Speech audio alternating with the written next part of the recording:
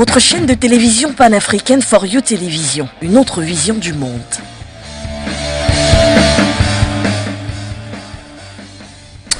Juste quelques temps, pour ne pas dire à quelques heures après, et bien sûr que la République démocratique du Congo est procédé donc à l'expulsion de l'ambassadeur du Rwanda à Kinshasa, Vincent Karega. Voilà donc les États-Unis qui semblaient avoir une main mise derrière, du moins au regard notamment des panafricanistes et puis d'autres observateurs de la scène internationale, connaissant bien sûr le rôle que Washington pourrait jouer.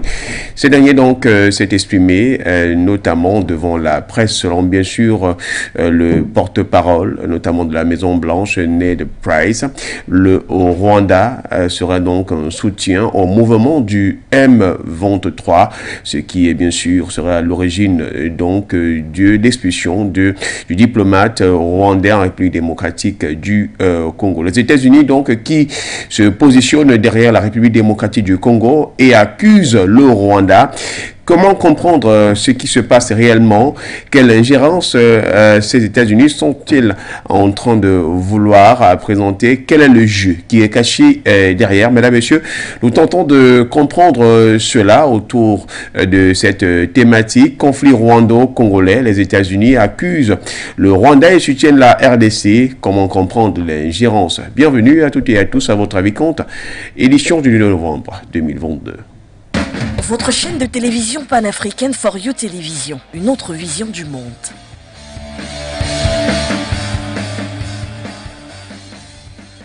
Et pour en parler, ce matin, nous serons en compagnie de Souleymane Hamzat, comme ce fut le cas hier, toujours sur cette thématique parlant de l'expulsion. Il est tout simplement consultant en problématique du terrorisme et spécialiste des questions de protection et de sécurité. Et du côté de Bénin Cotonou, peut-être on aura également aussi Moussa Zandiara pour la partie. Mais sinon, avec vous, Souleymane Hamzat, bonjour et bienvenue une fois de plus à ce rendez-vous matinal sur les antennes de For You Média Africa. Bonjour, chef Florent. Bonjour à la petite. Bonjour à la direction de For You. Bonjour à la galaxie patriotique panafricaine. Bonjour à Voilà, merci également à vous. Nous évoquons il y a un moins de 24 heures, le cas notamment du conflit rwando-congolais entre bien sûr ces deux pays, mais parlant précisément de l'expulsion de l'ambassadeur du Rwanda à Kinshasa, Vincent Karega. La République démocratique du Congo, donc, à travers ses autorités, prenait notamment une mesure assez forte pour faire comprendre notamment le message à son voisin rwandais quant à on va dire justement, au mouvement opéré donc par le M23 qui gagne désormais du terrain, et c'est du côté de la ville de Rutshuru dans la région de Ngoma davantage que ce mouvement est en train d'établir ses quartiers aux grandes âmes bien sûr des populations. Aujourd'hui, les États-Unis se prononcent. Souleymane Hamzat, on évoquait en filigrane on va dire le tort, sinon le soutien des États-Unis d'Amérique qui était positionné de part et d'autre, mais gagnait davantage du terrain parce que bénéficiant notamment du sous-sol minier. Vous parlez notamment d'un scandale géologique du côté de la République démocratique du Congo de manière péremptoire. Quand on voit les États-Unis qui soutiennent notamment le Rwanda en incréant justement son implication au soutien du mouvement M23, quel est le regard que l'on peut jeter?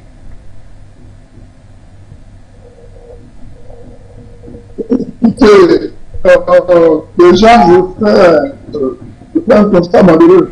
En ce sens que le chien n'a jamais changé sa position, que ce soit.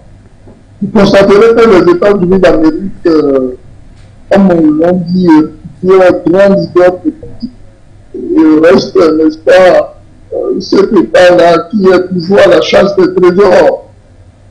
À travers son comportement, j'analyse le fait du poids de mesure. En ce sens-là que, tantôt ils sont avec des Rwandais qui défendent d'ailleurs qu'ils arment et qui connaissent les relations qui lient la Grande-Bretagne et la France, tout dernièrement, qui s'y est ralliée, et les États-Unis d'Amérique, il fallait aller contrôler réellement ce qui se passe du côté de la République démocratique du Congo. Mais du point de vue géopolitique, on se rend compte que par le changement de leader à la tête de ces États, qui, après le départ du président Kabila, qui n'était pas du tout favorable, vous savez, qui n'était pas du tout en synergie, n'est-ce pas, avec les puissances coloniales, surtout sur la fin de son mandat. Et cela a favorisé, n'est-ce pas, l'arrivée du président Tshisekedi dans le gouvernement de tout ce que nous connaissons. Ça a même frustré la galaxie patriotique que le président Tshisekedi, avec la collaboration de la France, cherche à créer une académie de guerre. Si vous venez bien cette information. Mais d'autre part, sur le plan géopolitique, allons constater que le Congo qui n'arrive pas à maîtriser l'espace et retour, fait du manque d'une politique cohérente de sécurité et d'inviolabilité de son sol, se retrouve aujourd'hui face à cette force-là, qui est appelée le M23, et qui aujourd'hui fait soupçon de ce que, par les derniers communiqués venant de la Maison Blanche, que le Rwanda serait un support actif au M23. C'est triste de faire ce constat-là, qui n'a pas été un constat qui régnait depuis.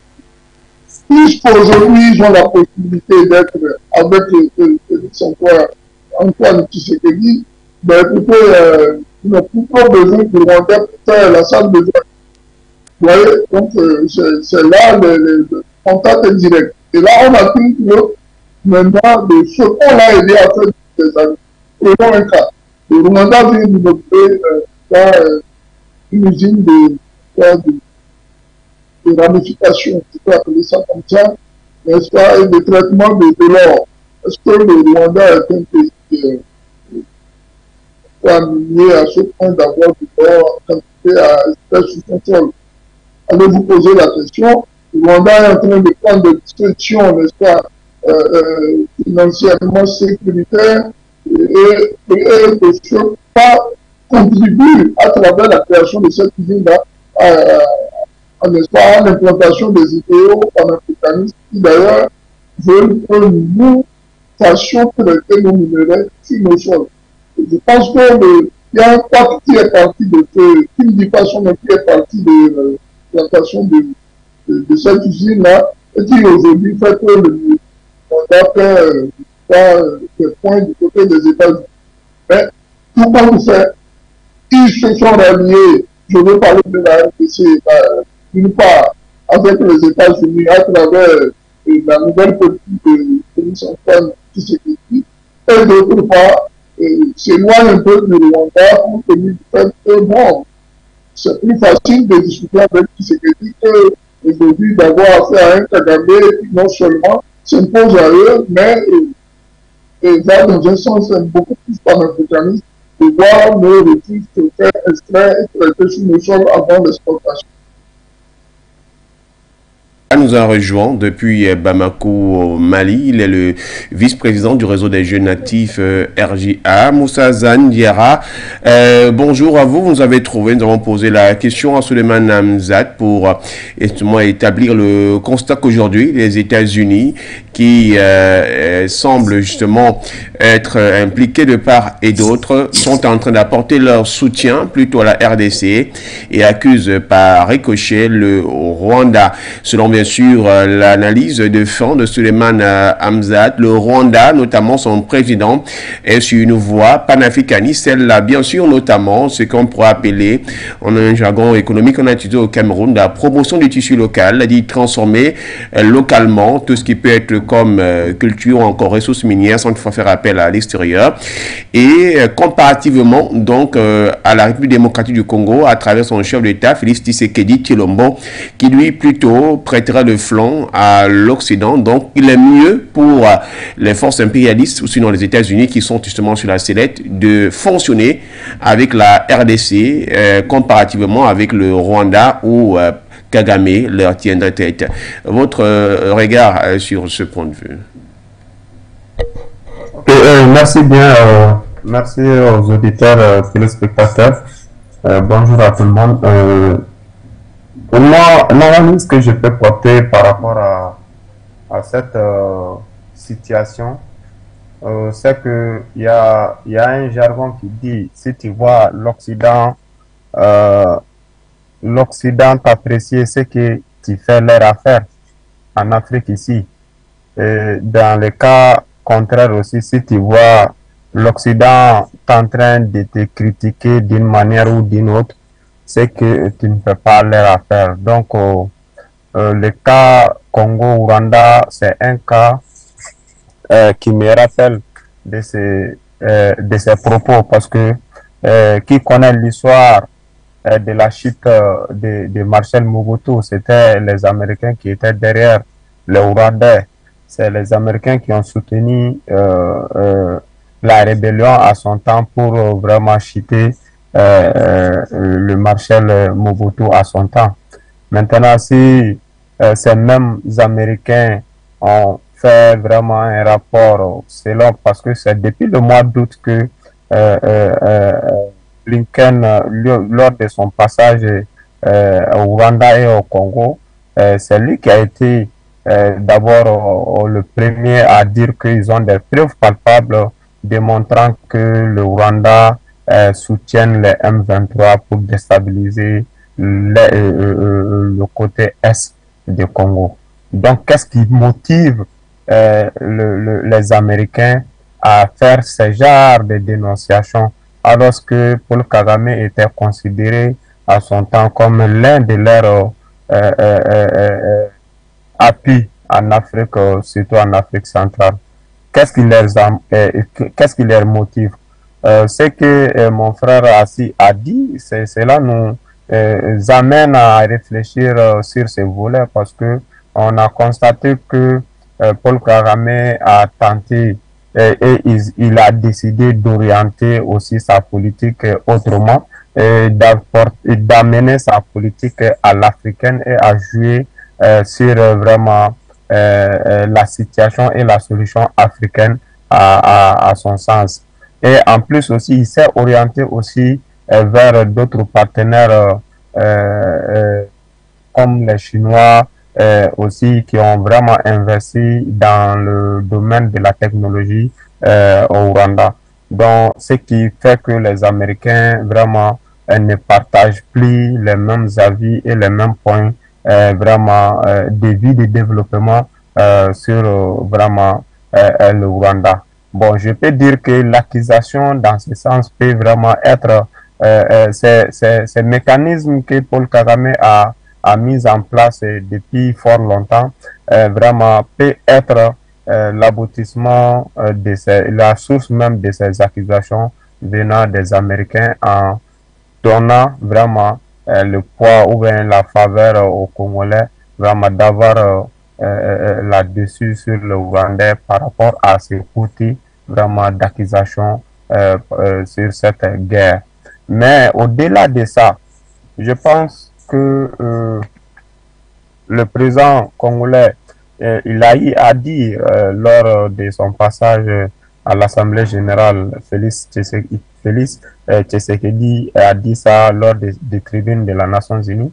Il a apporté ses accusations et il s'est basé aussi sur ces propos que les Américains ont avancé concernant l'implication des Rwandais. Parce que si c'est les deux races, comme on le dit, les deux pays s'accusent mutuellement, l'un en train de soutenir les groupes rebelles d'une race et l'autre aussi en train de accuser l'autre là aussi de soutenir l'autre groupe rebelle des races. Aussi, tout le monde aussi est unanimement là-dessus que l'histoire qui s'est passée entre ces deux races au Rwanda, c'est pas vraiment une bonne chose, que l'on souhaiterait vraiment que ça se reproduise. Mais qu'est-ce qu'il faut faire? Donc, il faut que vraiment que les deux pays comme Kagame aussi, lors de son intervention, aille à souligner vraiment de sortir dans l'accusation, mais de trouver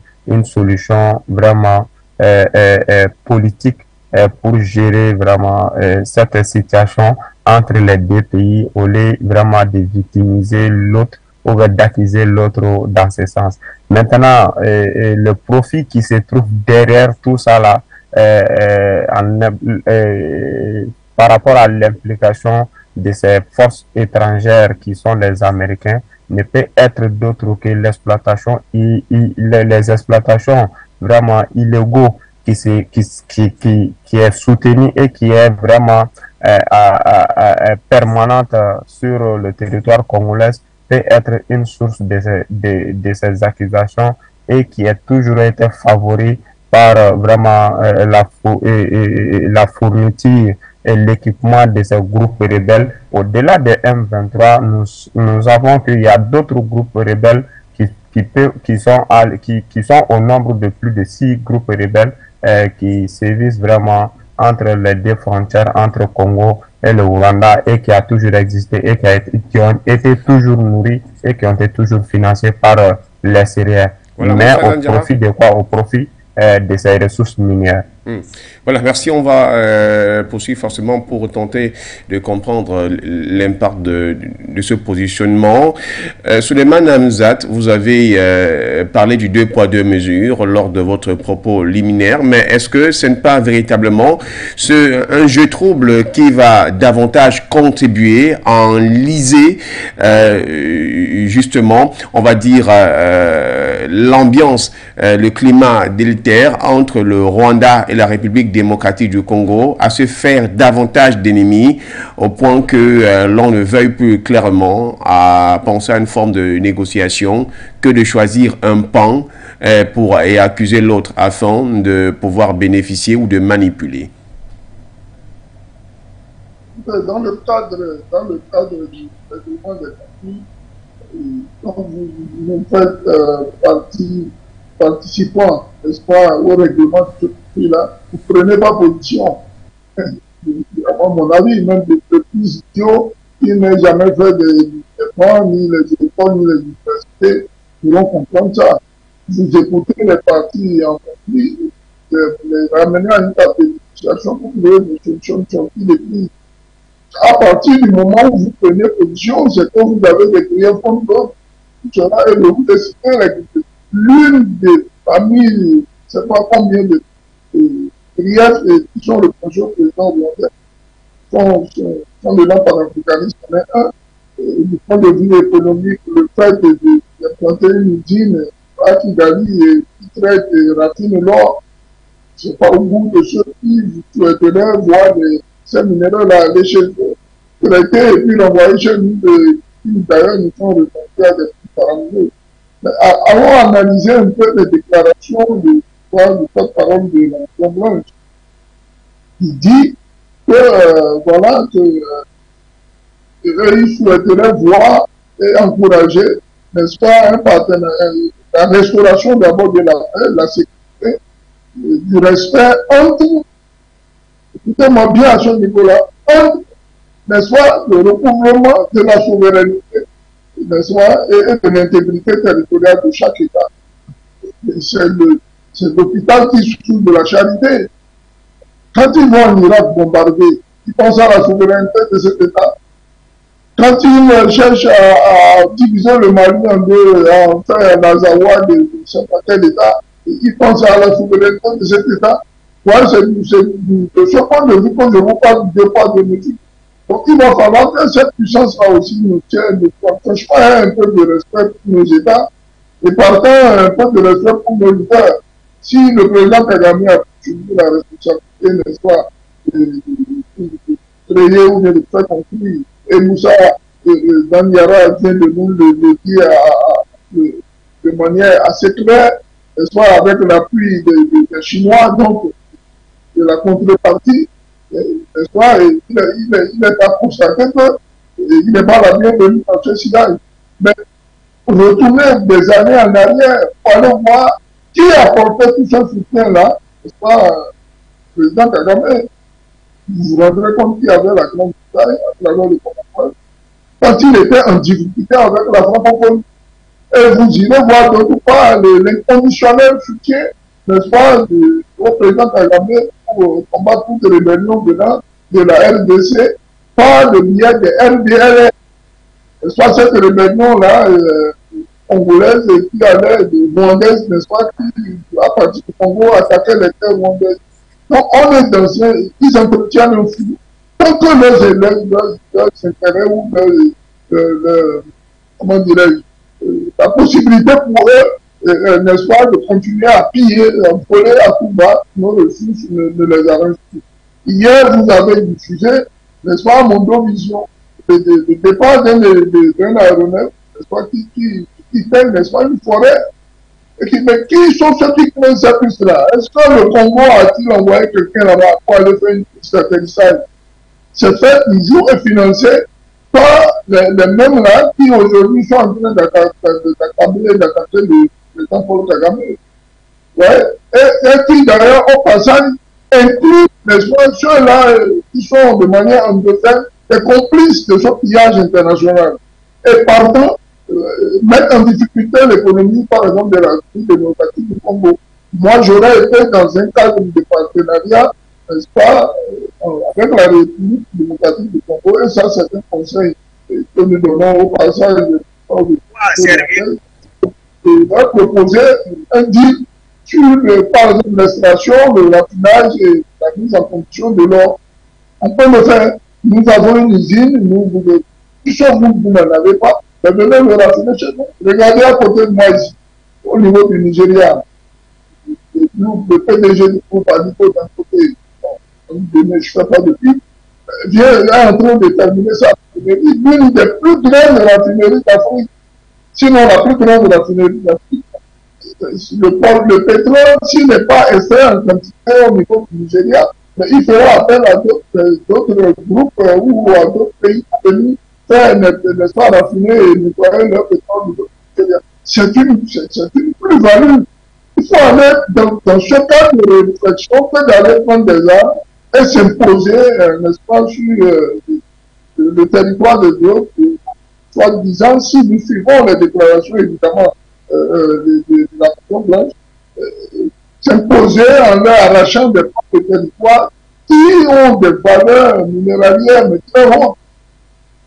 Qui connaît le Kivu, tout ce qui est Goma, jusque dans le sud là-bas, c'est une zone, franchement, c'est un scandale géologique, comme je vous l'ai dit hier.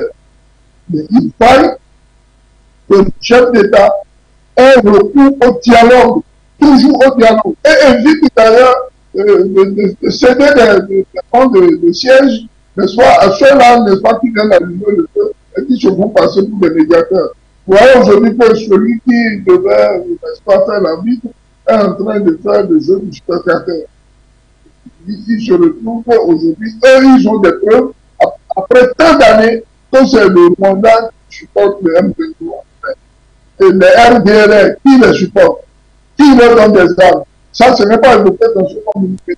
Donc, je pense que le président rwandais devait faire une analyse assez pointue de la situation géoéconomique, géopolitique, et surtout, se mettre dans la tête qu'on sait quand ça commence, mais on ne sait jamais quand ça finit. Il devait prendre ses responsabilités. Je pense que ce n'est pas, sur le plan sécuritaire, qui connaît le président Kagame, ce n'est pas un naïf.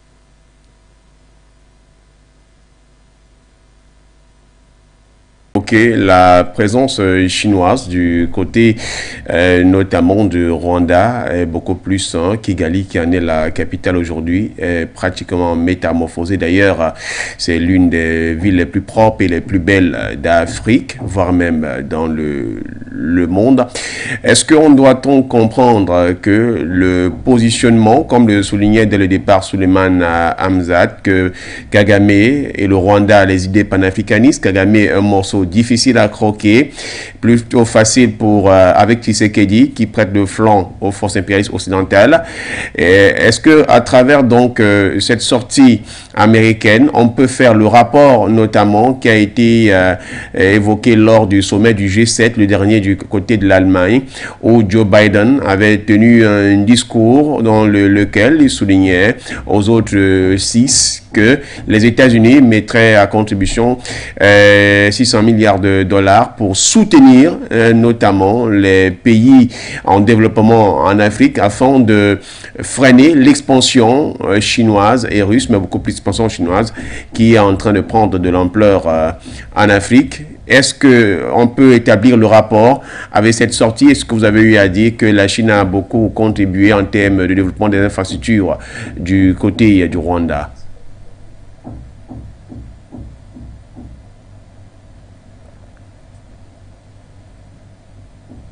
Oui, en réalité, les Américains sont aux abois maintenant parce que vu le rôle, l'investissement que les Chinois sont en train de faire en Afrique ici, que ce soit les Américains et les Européens, tout le monde voit maintenant les Chinois comme un ennemi à abattre en Afrique ici, parce que c'est une conquête qui est, au départ, c'était considéré comme sous forme d'une guerre froide entre eux, mais aujourd'hui, ce n'est plus le cas, c'est devenu une guerre ouverte entre ces puissances-là, surtout sur le continent africain. Ce n'est autre chose que la même mise qu'ils avaient sur nos ressources et sur nos politiques sont en train vraiment de changer parce que le partenariat aussi a vraiment des sens avec les autres partenaires. Si vous avez un partenariat gagnant-gagnant, vaut mieux s'orienter vers ces partenaires que d'avoir vraiment un partenaire qui ne fait que axifier vraiment ton économie et vraiment essayer de t'endetter de jour en jour. Donc l'Afrique est en train vraiment d'essayer de trouver sur ce chemin et trouver vraiment aussi des réflexes pour s'en sortir sur ces gouffres dont l'Occident a toujours vraiment imposé sur nos politiques et nos dirigeants. Maintenant, nous pouvons estimer que tous ces actes qui se passent, que ce soit au centre de l'Afrique et que ce soit au nord de l'Afrique, parce que nous avons vu tous les pays, les grands pays, tous les pays qui sont dotés par ces ressources minières ou bien tous ces pays, des grands pays pétroliers, ont tous vraiment connu vraiment ces 10 dernières années, ces 20 dernières années, vraiment des guerres sans merci, des guerres dont nous ne connaissons pas vraiment la source même de ces guerres, et c'est toujours le cas et qui est soutenu par ces pays-là qui ne fait que vraiment profiter à travers ces guerres-là pour s'enrichir davantage et pour imposer leurs lois sur nos différents pays. La sortie de Joe Biden, y compris aussi, même ça, on peut faire référence à la sortie de Macron par rapport à la communication dont ils vont s'investir en Afrique ici pour mettre vraiment mener des contre-communications contre les Russes en Afrique ici. Ils ont investi des milliards dans ce domaine pour la communication. Et les Américains aussi sont en train d'investir dans ce sens aussi pour investir des milliards et des milliards pour mener un combat sans merci contre les Chinois, parce que le partenariat que l'Afrique aussi a avec les Chinois, surtout lors de l'Assemblée générale que les Chinois ont tenu, surtout la vision de la Chine par rapport au continent africain, c'est une politique vraiment d'expansionniste dans le domaine des infrastructures, dans le domaine de l'électrification et dans le domaine vraiment de commerce, dont les Américains se voient vraiment un peu menacés sur leur propre terrain, parce que c'est eux qui dominaient vraiment le terrain de l'Afrique et les Occidentaux. Maintenant, nous avons vu que les Chinois ont mené une politique qui va vraiment à leur encontre, et aussi les Russes aussi qui sont là à mener vraiment une politique dans ce sens pour aussi la sécurisation et l'appui sécuritaire des Africains a vraiment du mal à gouverner par vraiment les Américains. Et ils sont prêts à faire tout pour vraiment mettre en échec cette politique venue vraiment de la Chine pour soutenir ces pays ou bien venue de la Russie pour soutenir. Ils sont prêts aussi même à détruire ces pays-là pour leur propre intérêt ou pour leur propre cause. On a vu les cas en Libye depuis 11 ans, depuis 12 ans. Qu'est-ce qui s'est passé? Ils ont promis vraiment le paradis au peuple libyen. Où en sommes-nous avec vraiment ces paradis-là? Où en sommes-nous avec ces Eldorado qu'ils avaient promis au peuple libyen lors de l'attaque de Kadhafi? Et c'est le même cas. Ils sont là. Si le président n'est pas un président vraiment facile à mener leur jeu, ils sont prêts vraiment à déstabiliser ton pays ou à mener vraiment toutes sortes de guerres contre toi pour vraiment diviser le pays. Et c'est le cas aussi du nord du Mali où le président Nicolas Sarkozy à son temps a reçu vraiment le groupe rebelle MLA à l'Élysée et c'est le lendemain même de cette audience qu'ils ont pris l'arme contre le pays et ils ont déclaré l'indépendance de leur territoire qui est appelé l'Azawad. Qui les soutenait? Qui était derrière eux? C'était eux les Français. Et ils sont venus en tant que pompiers pyromanes après avoir armé, soutenu un groupe rebelle pour déstabiliser le pays et venir en tant que sauveur pour nous sauver. Et tout le monde a compris le jeu. Et l'Afrique aussi est en train de se réveiller dans ce sens. Et l'Afrique est en train aussi d'analyser et la nouvelle génération, surtout les panafricains, ont compris le jeu et nous voulons vraiment pas tomber dans leur piège, que ce soit ce qui est en train de se passer présentement entre le Rwanda et le Congo, parce que le Congo, c'est un territoire vraiment qui est doté potentiellement par des ressources minières qui peut vraiment garantir l'avenir vraiment de l'Afrique avec ces ressources. Maintenant, nous devons faire tout pour vraiment trouver une solution de ce sens pour que le président congolais puisse aussi se ressaisir et ne vraiment pas être dans la logique des Occidentaux et être un laquais vraiment de ces pays-là pour se profiter de soustraire toutes ces ressources minières de son pays au profit des Occidentaux et non au profit des peuples autochtones qui souffrent depuis tant d'années dans la pauvreté, dans la galère et dans les maladies et qui n'en profitent rien.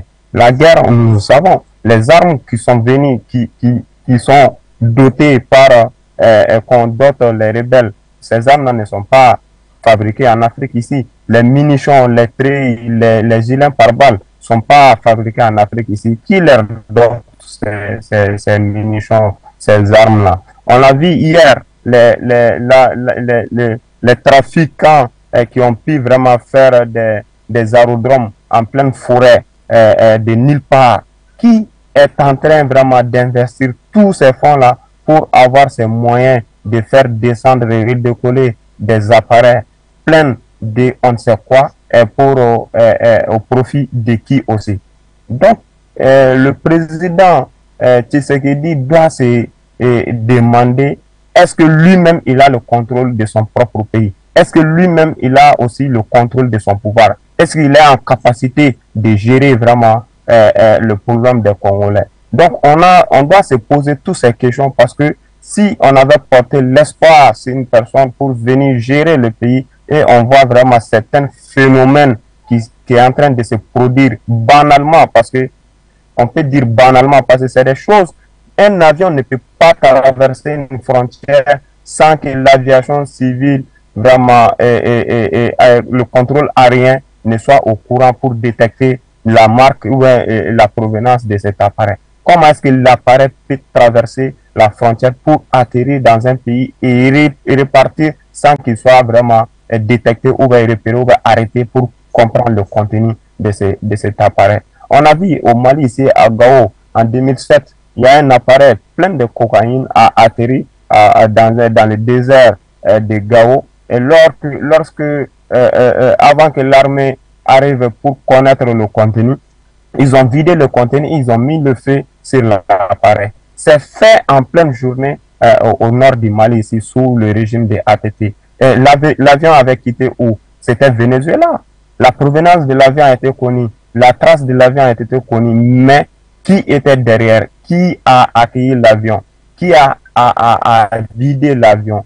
Donc, c'était tous ces mécanismes-là qui étaient là. L'avion était rempli de quoi? Des cocaïnes et des armes. Parce que le Mali était devenu vraiment un pays ou une plateforme de ces trafiquants où tout passait facilement, que ce soit des armes, que ce soit des drogues, que ce soit n'importe quoi. On était devenu une plateforme à son temps. Et c'est ça qui alimentait ces groupes rebelles, que ce soit les MLA et que ce soit les autres groupes que Moudiao et les autres, mais qu'ils étaient parrainés par qui? Ils étaient parrainés par la France. Donc il faut qu'on soit conscient, il faut qu'on soit réaliste, que tout ce qui se passe ici chez nous en Afrique n'est pas vraiment venu par hasard. C'est des choses qui sont fabriquées, c'est des choses qui sont planifiées et c'est des choses qui sont finement préparées par des gens qui ne fait que déstabiliser notre avenir, qui ne fait que déstabiliser notre pays au profit de quoi? Mais au profit de leur propre intérêt, pas au profit de nous les peuples africains. Il faut voir là où on naîtrait ces ressources minières au Congo. Est-ce qu'il y a même 1 kilomètre de goudron pour relier les villes? Il n'y a même pas une route bitumée digne de ce nom pour que les villageois puissent vraiment faire vaguer dans leurs différentes choses avec une route bitumée. Mais c'est des millions et des milliards de tonnes qu'on naîtrait sur ces zones-là. Même c'est le cas au Mali ici. Les zones qui sont sous le contrôle, les zones qui étaient sous le contrôle de ces Français, de ces terroristes, de ces djihadistes, de ces rebelles, c'est des zones qui sont vraiment potentiellement riches en ressources minières. Et qui extradaient ces ressources minières? C'était les mêmes rebelles appuyés par les Français. On a les images, on a les preuves, on a vu des bennes et des choses remplies par ces Français, même Français-là, avec ces ressources minières, avec ces l'or et ces autres ressources-là. C'est le cas dans tous ces pays-là en Afrique ici, que ce soit en Centrafrique, que ce soit au Congo, que ce soit en Libye, que ce soit en Soudan du Sud, que ce soit au Soudan du Nord, que ce soit même en Somalie. Qui est derrière ces djihadistes? Qui est derrière? Qui les finance? Qui les soutient? C'est eux. Soyons pragmatiques, soyons réalistes. Il est temps que nous, les Africains, il est temps que les présidents africains vraiment regardent vraiment sur le miroir et regardent le peuple, essayent de comprendre l'orientation du peuple, l'avenir de cette jeunesse et vraiment prendre leurs décisions et ne pas vraiment se laisser manipuler et instrumentaliser par ces pays-là qui ne font que piller, qui ne font que sucer le sang des Africains et qui ne font que mettre notre avenir en péril. À vous. Moussa Zane Diarra pour votre contribution. Souleymane Hamzat, nous allons sortir avec vous, mais peut-être avant que vous ne puissiez donner une analyse, je voudrais qu'on prenne un peu la réaction de Kodo-Pierre Claver, le podcast, donc directeur de publication d'Horizon Nouveau Magazine. Une petite lecture et on viendra sortir avec vous pour avoir notamment quelques éléments de sortie. Moussa Zane Diarra a évoqué tout à l'heure la voie du peuple à suivre, quelle peut être la position des pays africains vis-à-vis de la manipulation occidentale. Mais on va d'abord prendre Kodo Claver du côté du téléphone pour son point de vue. Bonjour Florent, bonjour les spectateurs et les auditeurs de Média Africa. Merci de m'accorder encore le plaisir ce matin de participer à ce programme Votre avis compte sur le thème conflit rwando-congolais. Les USA accusent le Rwanda et soutiennent la RDC. Comment comprendre l'ingérence? Une thématique assez alliée et très opportune au regard de l'actualité à l'est de la RDC où le M23 vient de faire tomber une ville face aux forces armées de la RDC. Pourtant, il y a quelques jours, le président Kabila, le président Tshisekedi rappelait, déclarait qu'il n'avait pas besoin des mercenaires sur le territoire congolais, faisant allusion aux forces russes de Wagner. Voilà aujourd'hui le résultat sur le terrain en termes de désenchantement. Et ça, il faisait ces déclarations justement à l'issue d'un entretien qu'il avait eu avec des autorités américaines. Vous savez, Florent, l'Afrique a un énorme besoin, c'est le déficit de conviction et de patriotisme d'une certaine de son élite. Et parmi celles-ci, ce ne serait pas excessif d'affirmer que le président Tshisekedi en fait partie. Il en fait partie parce que sa magistrature est marquée d'une manière générale par des sorties bancales, des bourgs, des camps. Et quand vous faites le bilan de cette magistrature à la tête de la République démocratique du Congo, il y a trop de points d'ombre. Par exemple, en réalité, l'insécurité n'a pas baissé d'un cran. Le M23 a eu un regard de force au point où aujourd'hui, c'est une armée rebelle face à une armée nationale avec des moyens des fois supérieurs à celles de l'armée nationale. Vous comprenez donc il y a toute une question un problème qu'il faut essayer il faut poser un problème sur cette situation, cette performance de M23 face au FARDC. Certainement, il y a un problème d'encadrement au niveau des deux forces et l'encadrement de l'armée gouvernementale serait déficiente ou alors l'armée gouvernementale serait victime de la corruption de sa hiérarchie. Vous savez, la corruption ça règne partout en Afrique et dans tous les corps de métier. Pendant ce temps, le M23 remplit une mission qui lui est assignée en matière de prédation des ressources naturelles abondantes de l'Est de la RDC. Cela dure depuis très longtemps. Malgré tout le tintamarre que l'on organise avec les forces avec la MINUSCO, une MINUSCO qui en fait se révèle d'ailleurs comme toutes les autres missions des Nations Unies, se révèle comme étant plutôt un organisme à la solde de la prédation internationale. Tshisekedi a fait donc le choix de livrer une partie de son pays à un nouveau prédateur qui pourtant est toujours l'ancien, parce que vous vous rappelez que c'est les États-Unis, services spéciaux américains qui avaient avec la collaboration du Rwanda justement, qui avait porté le feu président Kabila au pouvoir face au maréchal Mobutu. Donc, ne serons donc pas surpris que les États-Unis décident tout simplement de garder les mêmes velléités expansionnistes, prédatrices dans la même zone en changeant tout simplement d'intermédiaire. Si hier, c'est Kagame qui était leur interlocuteur pour piller les ressources naturelles abondantes à l'est, qui se trouvent à l'est de la République démocratique du Congo. Aujourd'hui, les USA ont décidé simplement de jouer avec le pouvoir de Kinshasa, et tout ceci généralement ça se fait contre des confortables rétro-commissions individuelles versées à nos dirigeants.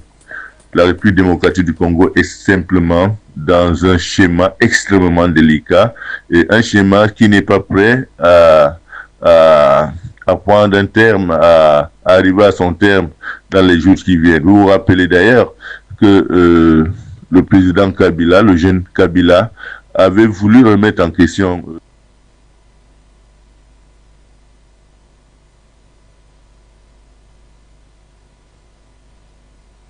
semble-t-il, l'appel a été coupé. Et du moins, on a quand même pu capter quelque chose, Souleymane Hamzat, quand on a écouté le discours tout à l'heure, du moins, ce développement, cette analyse de Kodo Claver. Il y a toujours cette question de manipulation derrière cette ingérence. Nous y revenons, on évoquait le cas tout à l'heure avec Moussa Zan Diarra. Comment est-ce que les pays africains, sinon les chefs d'État africains, les dirigeants africains, peuvent-ils arriver à se défaire des forces occidentales impérialistes qui les manipulent? Comment peuvent-ils arriver justement à faire face à la manipulation? Est-ce que c'est toujours une forme de mendicité, une forme mendiante qui règne, ou ces dirigeants demeurent tout simplement des sortes d'enfants à écouter des discours paternalistes et condescendants? Déjà, il faut se défaire du dictat occidental en rejetant les 11 accords coloniaux et le code noir qui nous impose, n'est-ce pas, de faire tout ce par le colon. Il faut se défaire complètement de ça, prendre d'autre part, n'est-ce pas, ses responsabilités au plan national, du point de vue de la politique, aussi bien politicienne, économique, socio-culturelle, culturelle et sécuritaire de notre pays. Il a dit, Moussa Diarra, il a dit que le Congo même n'a pas la capacité, n'est-ce pas, de sa politique sécuritaire. C'est une réalité. Je vous ai cité hier le cas de votre frère Alain Foucault, qui d'ailleurs a fait une découverte que en plein centre de la RDC se trouvait un groupe de Chinois qui faisait partie du coltan minéraire précieux sans l'aval du gouvernement, avec la complicité d'un petit gouverneur là qui en avait le. Ouais, ce sont des choses qui sont inadmissibles. Il ne faut pas oublier que le Congo, comme on fait une dizaine de fois la partie, c'est un grand État et qui, ma foi, devait avoir comme priorité, lui, de cette priorité quand même, la sécurité aussi bien des institutions, la sécurité à l'intégration, à l'intégrité territoriale, la sécurité des biens personnes, etc., etc. Vous voyez, toutes les exactions qui se produisent du côté du Kivu, qui font état de ce que les femmes sont éduquées, les enfants sont tués, à tout va, il y a un génocide là-bas, et les Américains n'en parlent pas, mais ils trouvent l'occasion là de venir parler de droit. Je voudrais, pour sortir de cette émission, n'est-ce pas, vous lire la dernière déclaration du porte-parole, Maître Rice, qui dit, Maître Price, n'est-ce pas, pardon, qui dit que le soutien aux groupes armés est inacceptable et nous réitérons nos inquiétudes quant au soutien, n'est-ce pas, du Rwanda ou c'est une aberration. Qui a armé le front à Nostra en Syrie? C'est les mêmes là que vous voyez. Qui sont ceux qui ont armé la rébellion syrienne? Qui sont ceux qui ont fait tomber les femmes, ou assassiné le guide de la révolution libyenne, le colonel Mohamed Kadhafi? D'ailleurs, qui sont ceux qui sont en train de vouloir faire tomber le Mali? Ce n'est pas les mêmes là, ce sont les mêmes. Et d'ailleurs, je me souviens de cette interview donnée par le président Kagame, qui parlait de, n'est-ce pas, de la naïveté du président Thomas Sankara, qui est de sécurité de protection.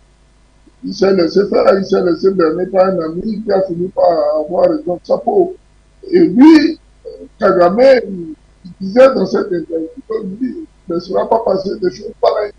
Donc les Occidentaux savent bien qui est Kagame, ils savent quelle est sa capacité de frappe, quelle est sa capacité de réaction, et il n'y a qu'à aller prendre les dossiers liés non seulement au génocide rwandais, mais à toute la relation qui a entre la France et le Rwanda, qui, n'est-ce pas, était des relations d'égal à égal, dans les échanges comme dans les communiqués.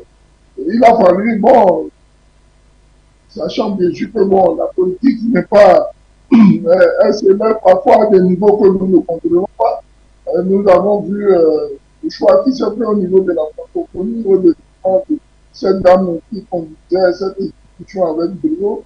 nous avons vu comment l'ancienne ministre de l'Afrique du Rwanda est devenue par la grâce soit des chefs d'État, Macron et le président Kagame, soit la directrice de la francophonie. Donc, vous voyez, il y a, tant que les intérêts sont en jeu, on y va, on s'en fout des analystes, on s'en fout des répercussions que cela peut avoir sur sa population. Et c'est dommage, et je finirai enfin en opinant sur ce qu'a dit le doyen, qui vous a appelé au téléphone. Il disait que bon, la voix du peuple n'est tellement pas prise en compte. Moussa Diarra qui disait que la position des peuples africains face à la manipulation doit cesser. Et c'est en cela d'ailleurs que la galaxie patriotique panafricaine, à travers le mouvement patriotique de la jeunesse panafricaine, décide parfois de manière concertée sur des réseaux qui ne sont pas parmi, de partager ces genres de thématiques et voir qu'une télévision comme Forum Média qui, n'est-ce pas, suscite l'engouement à travers des thématiques de ce genre, dans le cadre des analyses, a fait sortir l'Afrique des ténèbres, mais on est heureux de pouvoir participer à vos émissions. Je sortirai de là en souhaitant une très agréable journée à vous, Florent Ouaga, et à toute la technique, au PDG, à mon frère Moussa Diarra du côté du Mali, à la population malienne et partant à toute l'Afrique. Bonne journée et que les bénédictions du territoire. Pour votre contribution, votre participation ce matin. Merci. On pense que les Africains, de manière générale, les panafricanistes de façon particulière, ont bien sûr suivi ce rendez-vous et été escortés à vos lèvres pour écouter vos analyses. Madame, Messieurs, nous mettons dans un terme à cette édition de votre avis. Quant au plaisir de se retrouver pour un autre rendez-vous sur les antennes de For You Media Africa. Dans une quinzaine de minutes, vous serez au rendez-vous avec en remue l'actu et Mamoto, Kouetou et Koumabité viendront ensemble pour parler encore de l'actualité africaine. For You Television, another view of the world. Le monde bouge, l'Afrique aussi, figurez-vous que nous aussi, plein de choses à la technique. Votre chaîne de télévision panafricaine For You Télévision, une autre vision du monde.